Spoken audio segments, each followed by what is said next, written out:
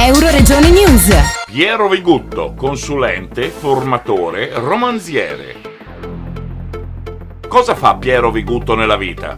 Io mi occupo di affiancare la direzione, oppure il titolare d'azienda, oppure il responsabile risorse umane nella ottimale gestione del personale, appunto. Mi occupo della parte non hard, cioè non contrattualistica, non buste paga, mi occupo della parte soft, quindi selezione, valutazione, formazione, organizzazione e gestione del personale. Ho scritto più di un libro, ho scritto diversi manuali di psicologia del lavoro, ho scritto La percezione del rischio, edizione L'orto della cultura, ho scritto Non bastavano i buoni pasto, edizione Free Press, sul welfare aziendale, e l'ultimo Organizzare la selezione del personale nel PMI, edizione Franco Angeli editore.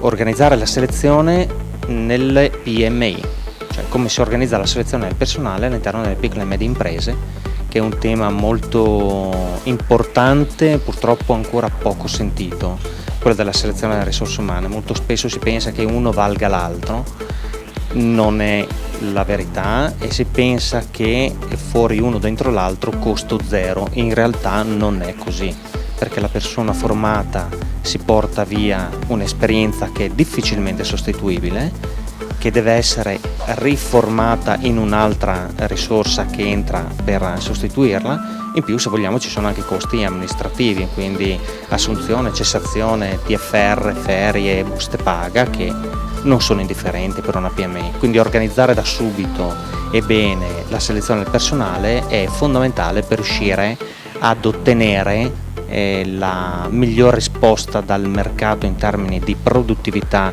delle risorse, ma anche a tenersi le persone migliori all'interno della propria azienda. La serata del lavoro narrato è una serata che andrà in contemporanea in tutta Italia, su volontà di Vincenzo Moretti, che è un giornalista sociologo che scrive sul Sole 24 Ore, su Nova 24. Siamo già alla 6ª edizione, quest'anno ho voluto che ce ne fosse una anche in Friuli. Saremo alla Fondazione Friuli in via Manin a Udine alle ore 20:30. I relatori saranno diversi, ci saranno diverse professionalità che esporranno la loro visione del lavoro. Ho voluto che fosse una serata diversa, per cui non ci sarà solo l'esperto del lavoro, ma ci sarà anche chi parlerà di lavoro appunto in maniera particolare, diversa, da una diversa angolatura. Ci sarò io come psicologo del lavoro, ci sarà il professor Renato Pillutti, filosofo pratico e teologo, ci sarà Ulderica D'Apozzo, fotografa e artista, Michaela Bonessi, che è una sportiva, mezzofondista, atleta, campionessa di atletica leggera, e ci sarà anche Gianluca Tesolin, amministratore delegato Ivo Frost, e Francesco Zanin, titolare di Organizzanin, quindi artigiano, grande industria, filosofo, psicologo, artista, sportiva.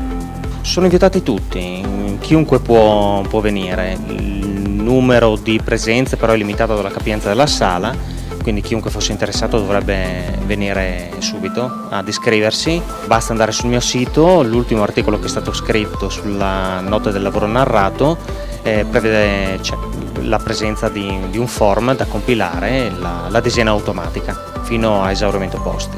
Una frase che viene attribuita a Steve Jobs, che disse: non assumo persone per pagarle e dirgli quello che devono fare, ma assumo persone per pagarle affinché siano loro per dirmi quello che devo fare io. È un concetto diverso di gestione delle risorse umane, di acquisizione di competenze che non possiedo per un miglior sviluppo dell'impresa. E si rischia di diventare grandicelli, perché con quella frase ad effetto Steve Jobs assunse un sacco di persone capaci, insomma diede vita ad un'azienda che tuttora esiste nonostante il suo trapasso e che insomma è presente sulla scena mondiale in maniera consistente e considerevole. Questa frase non vale solo per Steve Jobs o per le grandi imprese, ma vale anche per le piccole imprese, anche piccolissime imprese. Scegliere molto bene le persone con cui si lavora permette di davvero interiorizzare energie nuove e di vedere l'investimento in selezione del personale moltiplicato decine e decine di volte, in idee, in progetti, in prodotti e anche giustamente fatturato, perché le aziende vivono di quello. Dal Medio Friuli per Euroregione News, Marco Mascioni. Euroregione News.